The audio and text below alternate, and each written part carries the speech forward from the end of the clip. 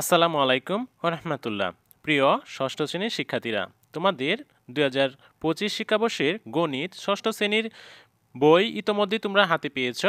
আজকে তোমাদের গণিত প্রথম অধ্যায় থেকে আমরা শুরু করতে যাচ্ছি। প্রথম অধ্যায় স্বাভাবিক সংখ্যা ও ভগ্নাংশ, পৃষ্ঠার 1। আমরা প্রথমে স্বাভাবিক সংখ্যা ও ভগ্নাংশ নিয়ে আলোচনা করব। তো দেখো, স্বাভাবিক সংখ্যা ও ভগ্নাংশ।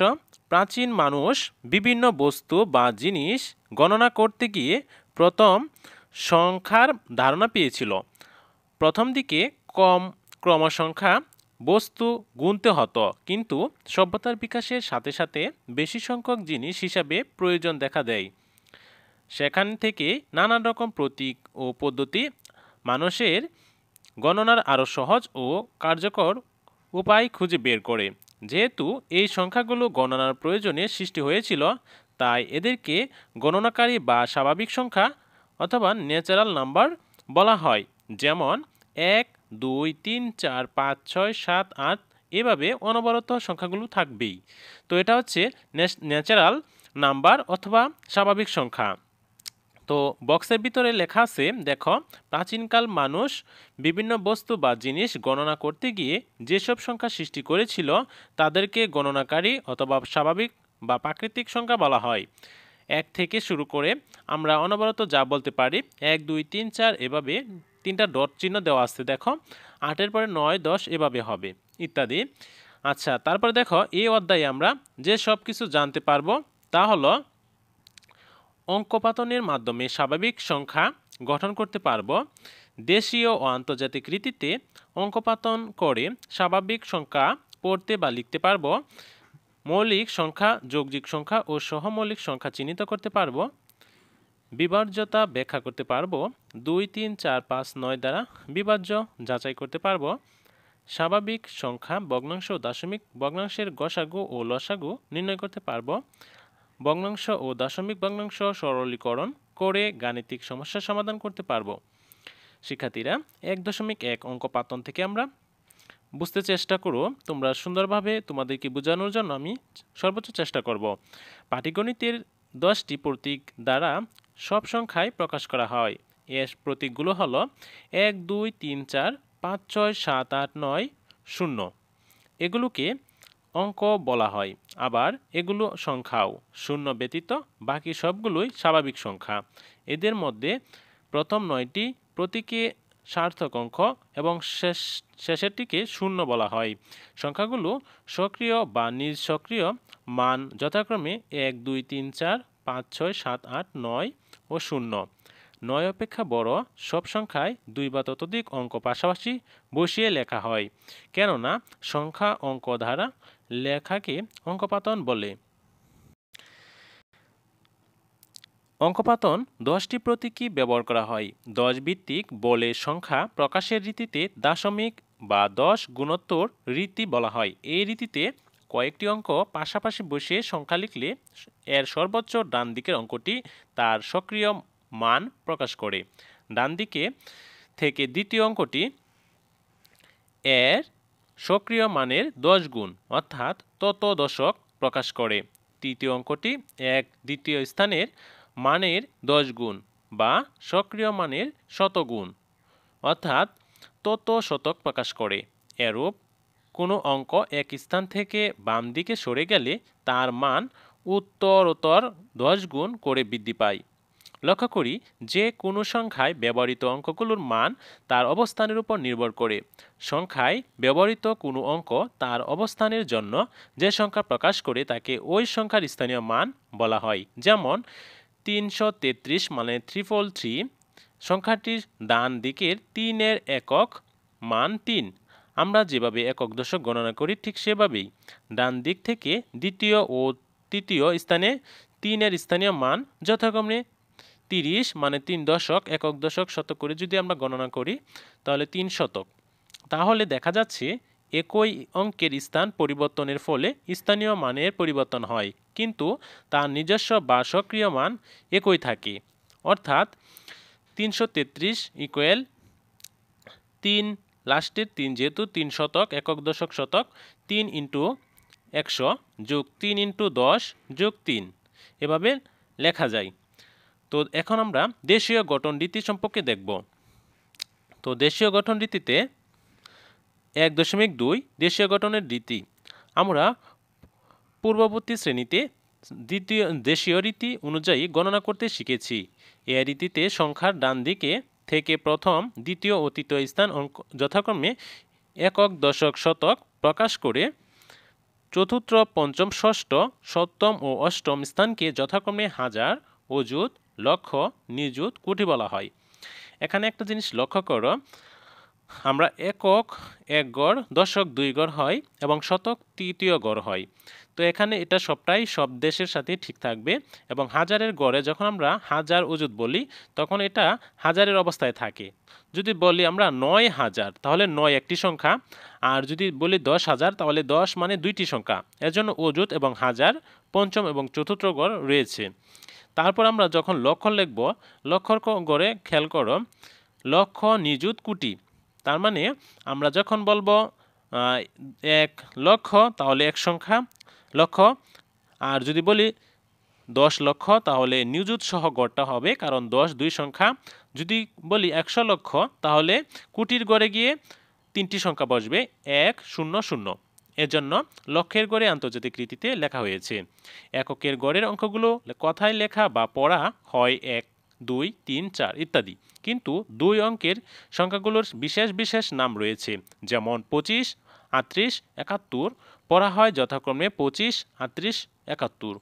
শতকের গড়ে 1 2 3 ইত্যাদি অঙ্কগুলোকে যথাক্রমে 21 100 না 200 300 ইত্যাদি পড়া হয়। হাজারের গড়ের অঙ্কগুলোকে শতকের গড়ের মতোই পড়তে হয়, যেমন 5000 7000 ইত্যাদি। অযুতের গড়ের অঙ্ককে অযুত হিসাবে পড়া হয় না। অযুত ও হাজারের গড় মিলিয়ে যত হাজার হয় তত হাজার পড়া হয়।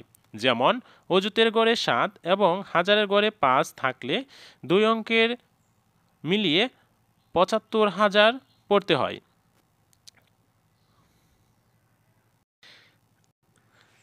নিযুত ও লক্ষের গড়ে মিলিয়ে যত লক্ষ হয় তত লক্ষ হিসেবে পড়া হয়। যেমন নিযুতের গড়ে 8 এবং লক্ষের গড়ে 3 থাকলে দুই ঘরের অঙ্ক মিলিয়ে 83 লক্ষ পড়া হয়। কোটির ঘরের অঙ্ককে কোটি বলা হয়। কোটির ঘরের বাম দিকের সব ঘরের অঙ্কগুলোকে কোটির ঘরের সাথে মিলিয়ে যত কোটি হয় তত কোটি পড়া হয়। 4 বা ততোধিক অঙ্কের লিখিত সংখ্যা সহজ ও শুদ্ধভাবে পড়ার জন্য কমা ব্যবহার করা হয়। এক্ষেত্রে যে কোনো সংখ্যার ডান দিক থেকে 3 অঙ্কের পরে একটি কমা ও এরপর 2 অঙ্কের পরপর কমা ব্যবহৃত হয়। শিক্ষার্থীরা, এখানে একটি তোমাদের জন্য উদাহরণ দেওয়া আছে, দেখো। কমা বসিয়ে কথায় লিখি। আমরা সর্বদাই ডান থেকে অঙ্কগুলো গণনা করব। একক, দশক, শতক, হাজার, অযুত, লক্ষ, নিযুত, কোটি এভাবে। তো এখানে আমরা দেখতে পাচ্ছি সংখ্যাটির ডান দিক থেকে 3 ঘর পরে কমা, এরপর 2 ঘর পর পর কমা বসালে আমরা পাই। তো এই নির্মূলক ব্যবহারটি আমরা করতে পারি। এখন কোটির গড়ে দুইটি অঙ্ক মিলিয়ে 98 কমা, নিযুত ও লক্ষের গড়ে 2 অঙ্ক মিলিয়ে 75, অযুত ও হাজার গড়ের দুইটি অঙ্ক মিলিয়ে 47, শতকের গড়ে 3, দশকের গড়ে 2 এবং এককের গড়ে 1 অবস্থায় অবস্থিত। সুতরাং সংখ্যাটিকে কথায় প্রকাশ করলে হয় 98,75,47,321। আশা করি তোমরা বুঝতে পারছো। উদাহরণ 2, অঙ্কে লিখো 7,05,90,007। তো এখানে এককের গড়ে 7, দশকের গড়ে 0, শতকের গড়ে 0, হাজারের গড়ে 0, অযুতের গড়ে 9, লক্ষের গড়ে 5, নিযুতের গড়ে 0, কোটির গড়ে 7। তো কথায় প্রকাশিত সংখ্যাটি অঙ্কপাতনের পর দেখা যায় যে নিযুত, শতক এবং দশকের গড়ে কোনো অঙ্ক নাই। এই খালি গড়গুলোতে শূন্য বসিয়ে সংখ্যাটি পাওয়া যায়। সংখ্যাটি হচ্ছে এত, 7,05,90,007। তারপর দেখো 3, 7 অঙ্কের বৃহত্তম ও ক্ষুদ্রতম সংখ্যা লেখো। শিক্ষার্থীরা, অবশ্যই তোমরা জানো যে বৃহত্তম সংখ্যা 9 দ্বারা প্রকাশ করা হয়, আর ক্ষুদ্রতম সংখ্যা প্রথম 1 দিয়ে বাকিগুলো 0। এক অঙ্কের বৃহত্তম সংখ্যা শুধু একটি নয়, অঙ্কপাতনের কোনো অবস্থানে 9 এর স্থানীয় মান বৃহত্তম হবে। সুতরাং 7টি 9 পর পর লিখলেই 7 অঙ্কের বৃহত্তম সংখ্যা পাওয়া যায়। তো এভাবে আমরা 7 অঙ্কের বৃহত্তম সংখ্যা লিখতে পারি। নির্ণয় বৃহত্তম সংখ্যা প্রথমে 2টি 9, তারপর কমা, আবার 2টি 9 কমা, তারপর আবার 3টি 9। তারপর দেখো আবার ক্ষুদ্রতম অঙ্ক হলো 0।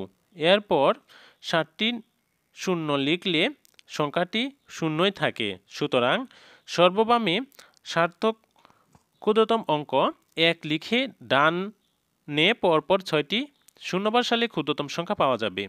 নির্ণয় ক্ষুদ্রতম সংখ্যা হবে প্রথমে 10 কমা, তারপর 2টি 0 কমা, আবার 3টি 0। তো এই হচ্ছে তোমাদের 3 নম্বরের উদাহরণের সমাধান। তারপরে দেখো 4, একই অঙ্ক মাত্র একবার ব্যবহার করে 8, 0, 7, 5, 3, 4 অঙ্কগুলো ধারা 6 অঙ্কের বৃহত্তম ও ক্ষুদ্রতম সংখ্যা গঠন করো। অঙ্ক পার্তনের যে কোনো অবস্থানে বৃহত্তম অঙ্কের স্থানীয় মান ক্ষুদ্রতম অঙ্কের স্থানীয় মান অপেক্ষা বড় হবে। যেমন 8 বড় 8 থেকে ছোট 7 এবং 7 বড় 7 থেকে ছোট 5। তারপর দেখো 5 বড় 5 থেকে ছোট 4, 4 বড় 4 থেকে ছোট 3, 3 বড় 3 থেকে ছোট 0।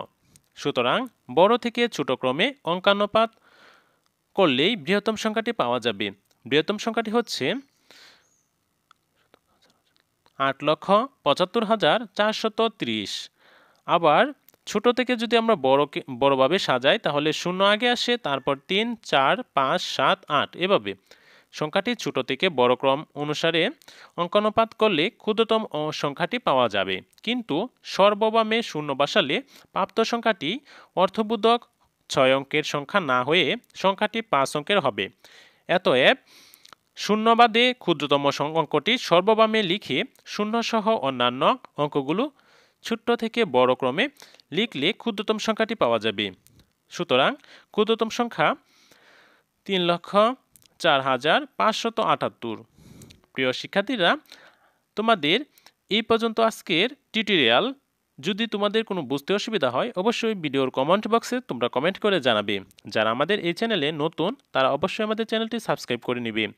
পরবর্তী ভিডিও দেখার আমন্ত্রণ জানিয়ে আজকের ভিডিওটি এখানেই শেষ করলাম। সবাই ভালো থাকো, সুস্থ থাকো, আল্লাহ হাফেজ।